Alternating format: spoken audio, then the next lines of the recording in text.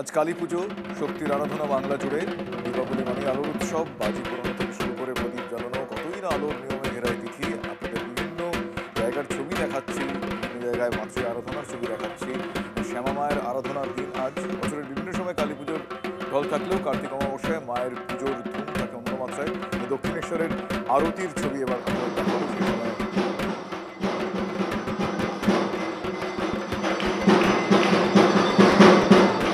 কালী মন্দিরে যখন আরতি চলছিল সেই সময় ছবি আপনাদের দেখাচ্ছি। কোথাও তিনি ভদ্রকালী, কোথাও রক্ষাকালী, কোথাও শ্মশানকালী, এছাড়াও ভক্তদের ডাকে তিনি কখনো খ্যাপাকালী, ঋষিকালী, আঘাতকালী, সিদ্ধেশ্বরী কালী, করুণাময়ী কালী রূপে আবির্ভূত হন, পূজিত হন। এই মুহূর্তে মুখ্যমন্ত্রী মমতা বন্দ্যোপাধ্যায়ের বাড়ির পুজোর ছবি দেখাবো আপনাদের। সরাসরি দেখছেন সেই ছবি।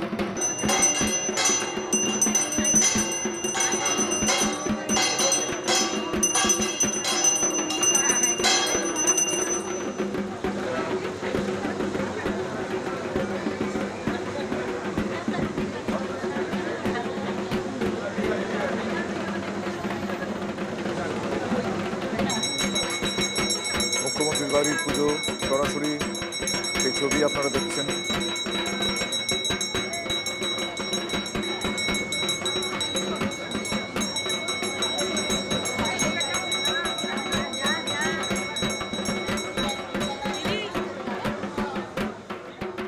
অন্যান্য জায়গার পুজো, অন্যান্য কালী মন্দির এবং অন্যান্য গুরুত্বপূর্ণ পুজোর ছবি আপনাদের দেখাবো। আমার 3 সহকর্মীকে আমি দেখতে পাচ্ছি, তারা রয়েছেন। আমার সহকর্মী কৌশিক রয়েছে বহরমপুরে গোরাবাজার তপবন কালী পুজো কমিটি থেকে। প্রদীপ্ত রয়েছে বারাসাতে রাইজিং স্টার তাদের পুজোতে। আর সায়ন্ত ফাটাকেষ্টর পুজো, বিখ্যাত পুজো, সেখানে প্রথমেই সায়ন্তের কাছে যাই। সায়ন্ত, ফাটাকেষ্টর পুজো মানে অনেক ইতিহাস, অনেক গল্প, যা গল্প হলেও সত্যি আমরা জানি, কিন্তু ধারাবাহিকতা বজায় রেখে আজও সেই পুজো চলছে। যদি একটু এই মুহূর্তে সেখানকার ছবিটা কিরকম এখন আমাদের সামনে তুলে ধরুন। একদমই, দেখো কলকাতার কালী পুজো, আর সেই কালী পুজোয় যদি ফাটাকেষ্টর কালী পুজোতে কেউ না আসেন তাহলে তো কালী পুজোর কালী প্রতিমা বা পুজো ঘোরাই হয় না। আর আমরা সেখানে এসে উপস্থিত হয়েছি। তুমি দেখতে পাচ্ছ যে নবযুবক সংঘ, যেটা মূলত ফাটাকেষ্ট কালী পুজো বলে বিখ্যাত, সেই প্রতিমা দেখার জন্য বহু মানুষের ভিড়, এবং সেই ভিড়ের ছবি দেখতে পাচ্ছ যে বহু মানুষ এখানে এসে উপস্থিত হয়েছেন। তারা মায়ের ছবি ক্যামেরাবন্দি করছেন এবং তারা একটা কথাই বলছেন যে মায়ের ছবি, এই ফাটাকেষ্টের পুজোতে না আসলে কিছুই আসা হয় না। এখানে তুমি দেখতে পাচ্ছ যে সাধারণ মানুষ, আমি অর্ঘ্যকে বলবো একবার এগিয়ে যাওয়ার জন্য, যে তারা যেন সাধারণ মানুষের সঙ্গে কথা বলতে পারি। আমি একবার তার সঙ্গে কথা বলতে চাই যে তারা মূলত প্রতিদিন এবং এই ঠাকুরের একবার অন্তত দেখতে আসেন। আমি একবার কথা বলে নেবো যে আপনারা, আমি এসি বাগবাজার থেকে। হ্যাঁ, প্রত্যেক বছরই আসি। ঐতিহ্য, একদম ঐতিহ্য। হ্যাঁ, মোটামুটি আমি, আমার কলেজ ছিল এখানে আমাসি সিটি, যখন থেকে জানিয়েছি তখন থেকে এখানেই আসি। তুমি শুনতে পেলে যে ঐতিহ্যের কালী পুজো, এই ফাটাকেষ্টের পুজো যতবারই সময় পাই ততবারই আসেন। আমি আরেকজন জিজ্ঞেস করে নেবো, আপনারা আমরা দমদম। হ্যাঁ, আমার পুরোনো বাড়ি বউবাজার। ওইটার ঐতিহ্যের পুজো, এই শহরের অন্যান্য পুজো দেখার পর কি ফাটাকেষ্টের পুজো না দেখলেই না, এরকম ব্যাপার? হ্যাঁ, অ্যাবসলিউটলি। কারণ এর সাথে অনেক হেরিটেজ হিস্ট্রি জড়িয়ে আছে, তাই জন্য অবশ্যই এটা one of the important points. তুমি দেখতে পাচ্ছ শিশুকন্যাকে নিয়ে ফাটাকেষ্টের পুজোয় হাজির হয়েছেন দমদমের বাসিন্দা। আমি একবার আপনার সাথে, আপনি কি আগেও এসেছেন? হ্যাঁ, আমি আগেও এসেছি এখানে। হ্যাঁ, এই থিমের বাজারে তো থিম হয় না, কিন্তু ঐতিহ্য কেন মনে হয় আপনার? এটা পুরনো একটা, যেহেতু অনেক পুরনো পুজো, এটা একটা নিজস্বতা রয়েছে এই পুজোর, তাই জন্য এই থিমের আজকে মানে থিমের যুগ থাকলেও এর আলাদা একটা মাহাত্ম্য রয়েছে। তাই আজ হয়তো এত ভিড়, এত মানুষের আনাগোনা সেই কারণেই থাকে। শুনতেই পেলে যে থিমের ভরা বাজারে একটা মাহাত্ম্য রয়েছে এবং সেই মাহাত্ম্য থেকে কিন্তু মানুষ এখানে আসে। তুমি ভিড়টা দেখতে পাচ্ছ যে ফাটাকেষ্টর এই কালী পুজোর ভিড়ের ছবিটা দেখো, এবং এই লাইন কিন্তু অনেকটাই দূর পর্যন্ত চলে গিয়েছে। সে মানুষ কিন্তু এই পুজো দেখতে আসছেন এবং তারা ক্যামেরাবন্দি করছেন মায়ের প্রতিমার, মায়ের মুখ, এই মণ্ডপ। যদিও তারা বলছেন থিম না থাকলেও শুধু মাকে দেখার জন্য এই ঐতিহ্যশালী পুজোতে তারা এসেছেন, আবারও আসবেন। এখানে থিম হচ্ছে এখানকার ঐতিহ্য, এখানকার ইতিহাস। আমি একবার বারাসতে রাইজিং স্টার, সেখানে আমার সহকর্মী প্রদীপ্ত রয়েছেন, প্রদীপ্তর কাছে একবার যাবো। প্রদীপ্ত, এবছর বারাসাতে বিভিন্ন গুরুত্বপূর্ণ পুজো, এবং আমরা জানি সেখানে বারাসাতে পুজোগুলোতে বাড়তি আকর্ষণ থাকে, কিন্তু যানজট এবার একটা বড়সড় সমস্যা, যে সমস্যাটা বৃহৎ আকার ধারণ করেছিল আমরা জানি। আজকেও সেই সিচুয়েশন। এই মুহূর্তে তুমি যেখানে রয়েছো সেখানকার পরিস্থিতি কি? যারা আসছেন তারা কতটা এই ঝক্কি পুহে আসছেন? দেখো, শুরুতেই আমি এই রাইজিং স্টারে আমার সহকর্মী কুণালকে দেখাতে বলবো যে সাধারণ মানুষ, দেখো তুমি এখন সময় ঘড়ির কাটাতে 8:30, সেই সময় সাধারণ মানুষের ভিড় যথেষ্টই বেশি, এবং তার পাশাপাশি আজকে যেহেতু দীপান্বিতা অমাবস্যায় শক্তির আরাধনা, ফলে সেখানে দাঁড়িয়ে যে পুজোর যে প্রস্তুতি এই রাইজিং স্টারে সেটাও শুরু হয়ে গিয়েছে ইতিমধ্যেই, এবং ভিড় যত সময় গড়াচ্ছে তত ভিড় বাড়ছে। এবং এবছরে এই রাইজিং স্টার বারাসাতের পুজোতে বেশি দিনের পুজো না হলেও শৈশব থেকেই তারা চমক দিতে শুরু করেছে, এবং এবছর তাদের থিম হচ্ছে বিনা পাসপোর্টে ইন্দোনেশিয়া ভ্রমণ। এবং সাধারণ মানুষের কথা তুমি বলছিলে, অন্তত সাধারণ মানুষ যেভাবে আসছেন তাতে তারা খুব বেশি ঝক্কি বইয়েছেন এমনটি নয়। অবশ্যই যানজটের একটা সমস্যা বারাসাত জুড়ে রয়েছে, শুরু থেকেই পুলিশের তরফ থেকে বারংবার বিভিন্ন রকম বন্দোবস্তের কথা বলা হয়েছে, কিন্তু সেই বন্দোবস্তকে সাজুজ্য রেখে একেবারে গোটা বারাসাত জুড়েই বিকেল হলেই নো এন্ট্রি, ফলে বারাসাতের মানুষকে কিন্তু দীর্ঘ সময় দীর্ঘ পথ পাড়ি দিয়ে বা হাঁটা ছাড়া অনেকের কাছে আর কোনো উপায় থাকছে না। এমনকি মোটর বাইক, টোটো এই সমস্তকেও কিন্তু পুলিশের তরফ থেকে বন্ধ করে দেওয়া হয়েছে। দীর্ঘ পথকে তারা অনেকটা রাস্তা জুড়ে হেঁটে আসার পরই কিন্তু এক একটা মণ্ডপে পৌঁছাতে পারছেন। ফলে ঝক্কি অবশ্যই রয়েছে, কিন্তু প্রতি বছর এই ধরনের ঝক্কিকে সঙ্গী করেই বারাসাতের পুজো না দেখলেই হয় না, কারণ কালী পুজোর ক্ষেত্রে বারাসাত এই পশ্চিমবঙ্গে একটা অন্যতম জায়গা করে রেখে দিয়েছে। ফলে সেই জন্যেই সাধারণ মানুষ সামান্য এই সমস্ত ঝক্কিকে সঙ্গে করেই কিন্তু এখানে আসছেন, এবং সেই ছবিটাই এই এখন বাজে ঘড়ির কাঁটায় রাত 8:30, সেই ছবিটাই ধরা পড়ছে বারাসাত রাইজিং স্টারে। একেবারে সেই ছবিটাই আমরা দেখলাম বারাসাত রাইজিং স্টারে। এই মুহূর্তে রাইজিং ক্রাউড দেখতে পাওয়া যাচ্ছে। আমি এবার আমার সহকর্মী কৌশিকের কাছে যাব। কৌশিক রয়েছে বহরমপুরে গোড়াবাজারে, সেখানে তপবন কালী পুজো কমিটি। তারা এইবার কিভাবে সেজে উঠেছে, এবার তাদের থিম না সাবেকিয়ানা, সেটা কৌশিকই বলবে। কৌশিক। দেখো শুভজিৎ, যে কালী পুজো সেখানেও কিন্তু এবার থিমের রমরমাস, যেমনটা একটু আগে যেমন কলকাতা শহরে দেখাচ্ছিল যে ফাটাকৃষ্ণের পুজো, সেখানে ইতিহাস জড়িয়ে রয়েছে, কিন্তু এখানে মুর্শিদাবাদে যেখানে রয়েছে সেখানে কিন্তু থিমের পুজো। 25তম বর্ষে তপবন যে গোড়াবাজার, সেই পূজা কমিটির পক্ষ থেকে এবছরের আয়োজন করা হয়েছে ধবলগিরি মন্দির। সেই ধবলগিরি মন্দিরের আদলে কিন্তু এই মণ্ডপ সজ্জা করা হয়েছে, এবং সেখানে যে কালী পুজোয় যে থিম, দুর্গা পুজোর পাশাপাশি কালী পুজোতেও সেই থিমের চমক কাটতে শুরু করেছে শহর জুড়ে। এবং সেখানে যে পূজা মণ্ডপ হবে, থিম হবে আর প্যান্ডেল হপিং হবে না, সেটা একদমই হতে পারে না। এবং সেখানে তুমি দেখতে পাচ্ছ, আমার ক্যামেরা পার্সন সিদ্ধার্থকে বলবো যে প্যান্ডেল হপিংয়ের জন্য কিন্তু দর্শনার্থীরা আসতে শুরু করেছে এবং যথেষ্ট ভিড় রয়েছে। এবং এর পাশাপাশি যে দর্শনার্থী তারা কিন্তু লাইন দিয়ে কিন্তু এই মণ্ডপে ঢুকছে, এবং পূজার যে মণ্ডপে যে ধবলগিরি আদলে, উড়িষ্যার যে ধবলগিরি মন্দির, সেই আদলে এই মন্দির মণ্ডপ সজ্জা তৈরি করা হয়েছে। এবং এর পাশাপাশি শক্তির আরাধনা, তোমাকে যেমনটা বলছিলাম, সেই শক্তির আরাধনায় মায়ের কিন্তু পুজো ইতিমধ্যেই, পুজোর যে প্রক্রিয়া সেটা শুরু হয়ে গেছে। আমরা কথা বলার চেষ্টা করবো এক দর্শনার্থীর সঙ্গে। কোথা থেকে এসেছে? আমি বহরমপুর থেকে এসেছি। কতগুলো ঠাকুর দেখলেন? আমি 4-5টা দেখলাম।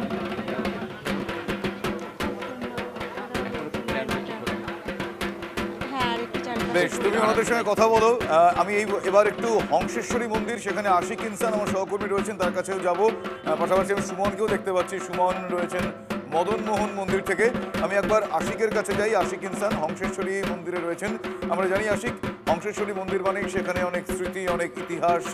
এই মুহূর্তে ধারাবাহিকতা, ঐতিহ্য, থিমের মাঝেও এই মন্দিরগুলোর পুজো আজকের দিনে কতটা গুরুত্বপূর্ণ তা আমরা জানি। সেখানকার ছবিটা একবার তুলে ধরো আশিক। দেখো শুভজিৎ, তোমাকে আমি ছবিটা দেখানোর চেষ্টা করবো যে যত রাত বাড়ছে কিন্তু ভক্তের ঢল কিন্তু নামছে এই বাঁশবেড়িয়ার হংসেশ্বরী মন্দিরে। এই যে মন্দির, এই মন্দির কিন্তু 1801 সালে রাজা নৃসিংহ দেব রায় তিনি কিন্তু প্রতিষ্ঠা করেছিলেন। প্রায় 14 বছর সময় লেগেছিল এই মন্দির প্রতিষ্ঠা করতে। এবং এই যে মন্দিরের যে মা কালী এখানে দক্ষিণা রূপে রয়েছেন তিনি, এবং শান্ত, সারা বছর তিনি শান্ত থাকেন। এই যে দীপান্বিতা অমাবস্যার দিন এখানে কিন্তু মায়ের যে রূপ সেই রূপ কিন্তু বদল হয়।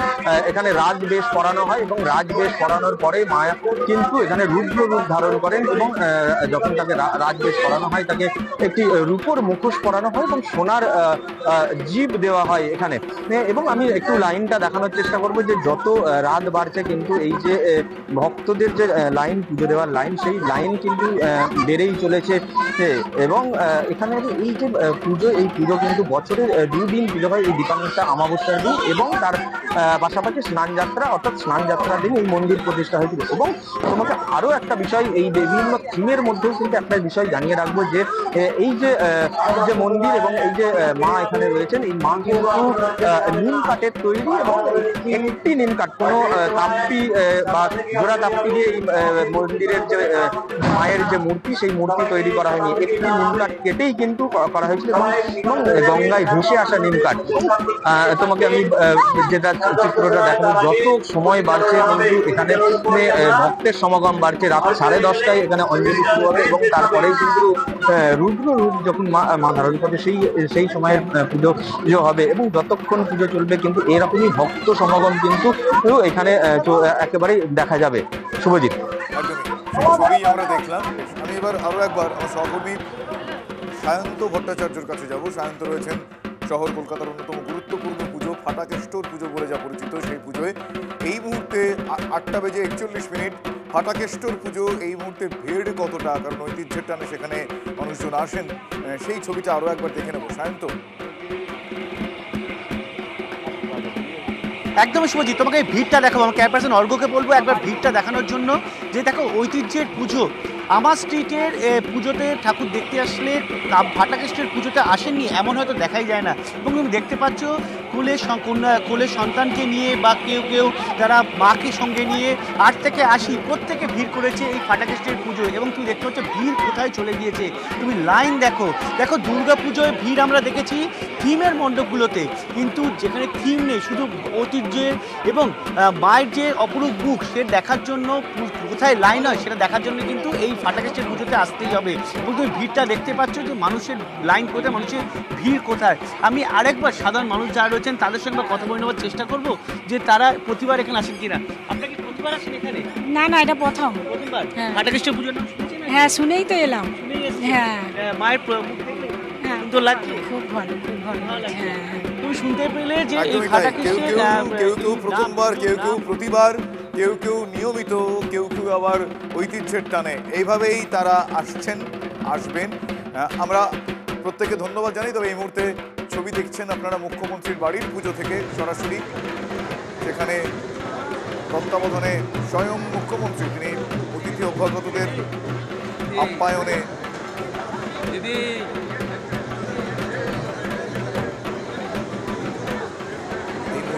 মমতা বন্দ্যোপাধ্যায়ের বাড়ির পুজো সরাসরি সেই ছবি আপনারা দেখছেন। অতিথি অভ্যাগতদের আপ্যায়নে দায়িত্ব পালনে মুখ্যমন্ত্রী মমতা বন্দ্যোপাধ্যায়।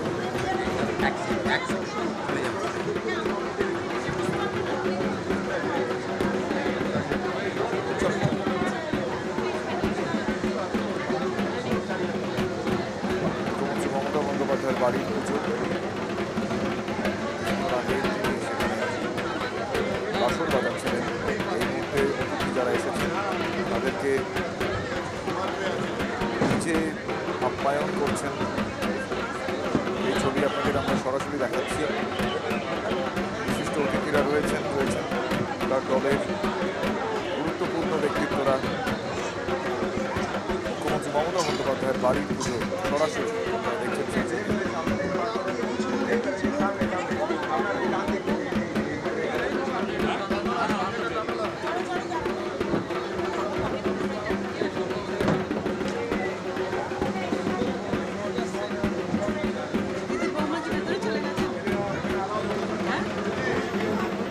কোথাও মা কালী মুক্তকেশী, কোথাও তিনি দিগম্বরী, কোথাও গৃহীর আরাধ্য দেবী তিনি, কোথাও আবার তিনি ডাকাতদের আরাধ্য। বাংলা জুড়ে কালী তীর্থগুলোতে বৈচিত্র্যের কিন্তু শেষ নেই, তবে সর্বত্রই একটা মিল আছে, সেটা হলো শিবের বুকের ওপর মা কালী দণ্ডায়মান। এটা আমরা দেখে এসেছি, কিন্তু এমনও আছে যাকে ব্যতিক্রম বলা হয়। ঠিক এই ছবিটার উল্টোটাও হয়, সেটা দেখা। প্রলয় থামাতে কালীকে নিরস্ত্র করতে মহাকাল শিব কালীর পায়ের নিচে চলে গেছিলেন। এই রূপ দেখতে অভ্যস্ত সাধারণ মানুষ, কিন্তু এর ভিন্ন রূপ রয়েছে মধ্যমগ্রাম বাদু রোডে মহাকাল মন্দিরে। এই মহাকাল মন্দিরে দক্ষিণায়ন কালী তিনি শয়িত রয়েছেন এবং তার বুকের উপরে রয়েছেন মহাকাল। আমাদের এখানে 1980 সালে হনুমানজি মন্দির যেখানে আছেন ওখানে একটা ক্যালেন্ডার এসেছিল। বাবার যখন রূপ আসে তখন অনেকে পুজো করেন, যারা এইসব বিষয়ে জানে পুজো ঠাকুর সম্বন্ধে, তারা বলেছিল যে এইটা শিবের পুজো, শিব আর মা কালীর পুজো।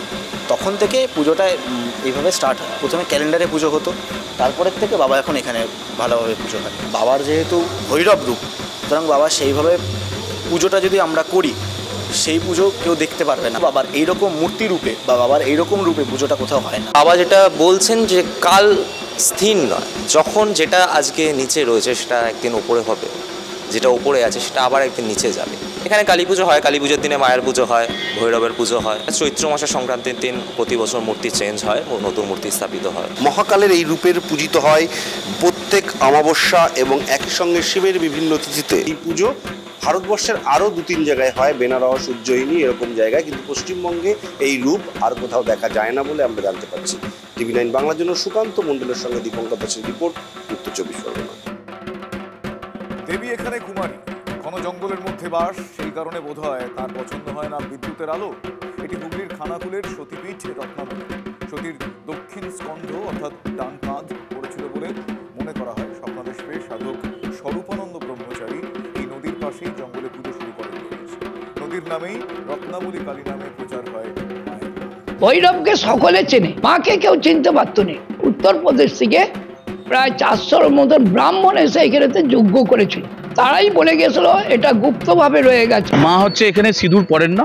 আমাদের মায়ের ঘরের ভেতরে বৈদ্যুতিক আলো কোনো নেই, কারণ বৈদ্যুতিক আলো যতবারই দেওয়া হয়েছে কেউ দিতে গেছে, যে দিতে গিয়ে ওখানে আলো কেটে গেছে। 51 ফিটের এক ফিট হিসেবে আমি দেবীর নাম বহুবার শুনেছি, সেই জন্য আমার দর্শন করার বিশেষ ইচ্ছা ছিল, তো আজ সেই সুযোগও হয়ে গেল। এর আগে আমি ঘণ্টেশ্বরে এসেছিলাম, তখন আমি মানত করে গিয়েছিলাম আবার আসবো। আমি 20-21 বছর আগে এসেছিলাম, আবার আমি এসেছি।